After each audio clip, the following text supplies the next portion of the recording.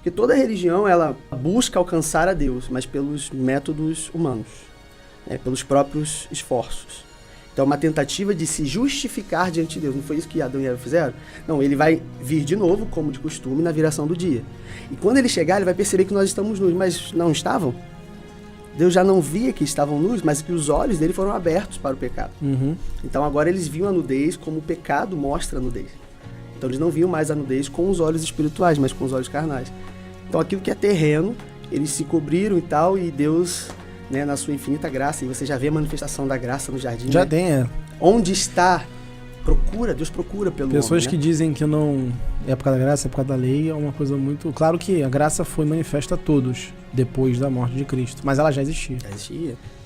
Para continuar, né, saindo desse episódio, né, que todos nós lamentamos ao ler o livro de Gênesis, a gente já vê que dois caminhos, né, se seguiram, né? Uma descendência que buscava preservar essa tradição de Adão e um dia sonhava em restaurar o ambiente do Éden, que você vê a partir da descendência de Sete, né, o filho de Adão.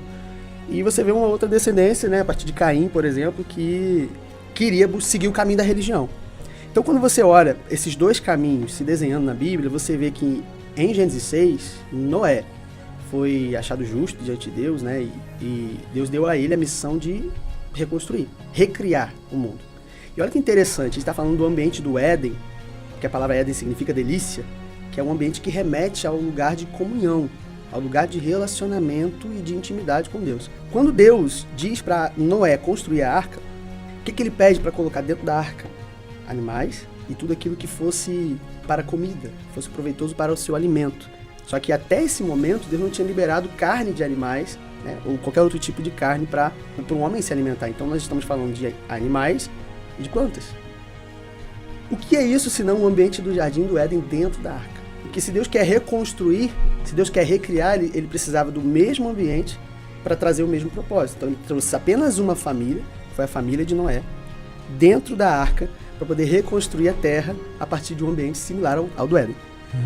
Só que, quando Noé constrói a arca, você percebe que há uma estrutura, certo? Perfeito. A arca é uma estrutura. Existe, inclusive foi Deus que deu isso, né? Deus trouxe as medidas. Só que a estrutura, ela protegia a essência. E isso é um princípio. Toda a estrutura, ela protege a essência. Porque a essência, no caso de Noé, era a família.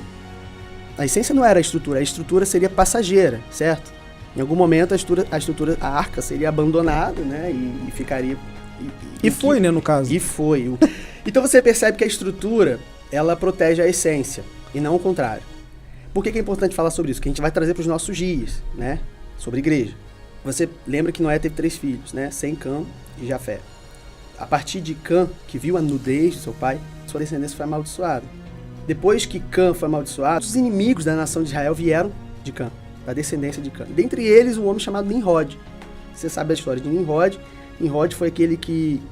o grande mentor da cidade de Babilônia e da torre de Babel. Então, Babel e Babilônia são similares em propósito. Qual é o propósito de Babel? Qual é o propósito da Babilônia? A gente vai chegar na questão da religião agora. Gênesis 11. Está lá Nimrod, está lá o povo, descendente de Nimrod, aqueles que eram, de certa forma, liderados por ele, e ele diz, cara, vamos construir um monumento que chega aos céus. Esse monumento vai chegar aos céus para quê? Aqui temos uma finalidade. Qual é a finalidade? Para que o nosso nome seja conhecido, não o nome de Deus. Eles se tornaram um. Olha a essência da igreja aqui, né? O próprio Deus diz, eis que o povo é um. E é isso que começaram a fazer. E Deus fala, vamos descer e confundir as línguas, porque senão, daqui a um tempo, não haverá limites para que o povo possa fazer. Ou seja, é na unidade que não há limites. Na unidade, quando o povo se torna um, não há limites no que a gente possa fazer. Porém, eles se tornaram um com a motivação errada. Eles queriam chegar aos céus para que o nome deles fosse propagado pela terra. Então aqui você vê um outro tipo de estrutura, certo?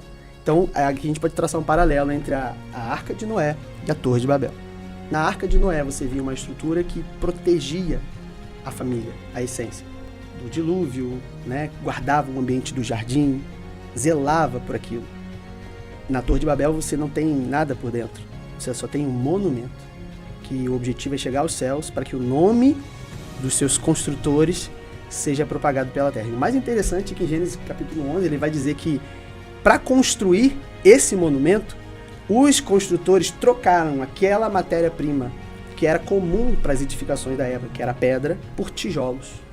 Aqui você tem mais uma vez, simbolicamente, retratado a rejeição daquilo que é eterno, pedra, e a preferência por aquilo que é terreno, passageiro, aquilo que é o tijolo, barro.